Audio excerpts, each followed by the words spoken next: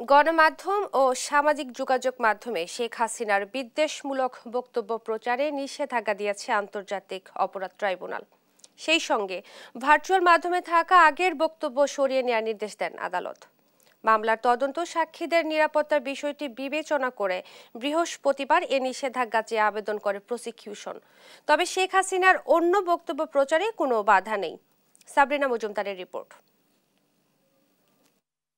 ৫ August সাবেক প্রধানমন্ত্রী শেখ হাসিনা দেশ ছেড়ে পালানোর কিছুদিন পরপরই ফাঁস হতে থাকে তার ফোনালাপ। বিভিন্ন পদের আওয়ামী লীগ নেতাকর্মীদের সাথে একের পর এক অডিও কল রেকর্ডে উঠে আসে তার দেশ বিরোধী ষড়যন্ত্রের নীল নকশা। এসব অডিও কলে শোনা যায় নিজের বিরুদ্ধে হওয়া মামলা ও মামলার বাদীদের হত্যার হুমকি দিতেও। নেতাকর্মীদের সাথে ফোনালাপে বিরোধী দলের বাড়িঘরে আগুন দেওয়ার নির্দেশনাও দিতে শোনা যায়। আসামি শেখ হাসিনার এমন বক্তব্যে ক্ষুব্ধ ট্রাইব্যুনালের প্রসিকিউশন। মামলার তদন্ত সাক্ষীদের নিরাপত্তার বিষয়টি বিবেচনা করে বৃহস্পতিবার শেখ হাসিনার বিদ্বেষমূলক বক্তব্য প্রচারে নিষেধাজ্ঞা চেয়ে আবেদন করেন তারা। একই সঙ্গে ৫ আগস্টের পর বিদ্বেষমূলক যত বক্তব্য গণমাধ্যম ও সামাজিক যোগাযোগ মাধ্যম থেকে সরিয়ে ফেলার নির্দেশ চাওয়া হয়। শুনানি শেষে দ্রুত এ বিষয়ে পদক্ষেপ নেওয়ার নির্দেশ দেন বিশেষ ট্রাইব্যুনাল।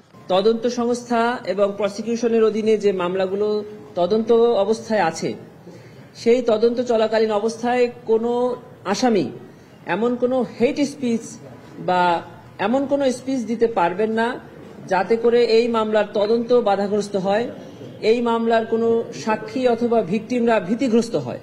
প্রসিকিউশন বলছে, ঘৃণা ও বিদ্বেষ ছড়ানোর বক্তব্য প্রচারে নিষেধাজ্ঞা ও সরিয়ে ফেলার বিষয়ে ট্রাইব্যুনালের এই আদেশ পাঠানো হবে ফেসবুক, এক্স সহ বিভিন্ন সামাজিক প্রতিষ্ঠানের কাছেও। মত প্রকাশের স্বাধীনতার জন্য international covenant on civil and political rights এর যে আর্টিকেল 19 আছে, এটা কোনোভাবে শেখ হাসিনার বক্তব্যগুলোকে মত প্রকাশের স্বাধীনতার মধ্যে কাভার করে না। এগুলো মত প্রকাশের স্বাধীনতার পরিপন্থী।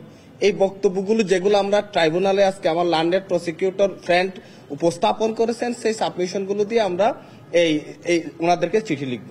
তবে শেখ হাসিনার অন্য বক্তব্য প্রচারে কোনো বাধা নেই বলে জানিয়েছেন প্রসিকিউশন। এর আগে গত 12ই নভেম্বর শেখ হাসিনাকে গ্রেফতারে ইন্টারপোলের রেড নোটিশ জারির পদক্ষেপ নেওয়া হয়, যা এখনো প্রক্রিয়াধীন রয়েছে। সাবরিনা মজুমদার, দেশ টিভি, ঢাকা।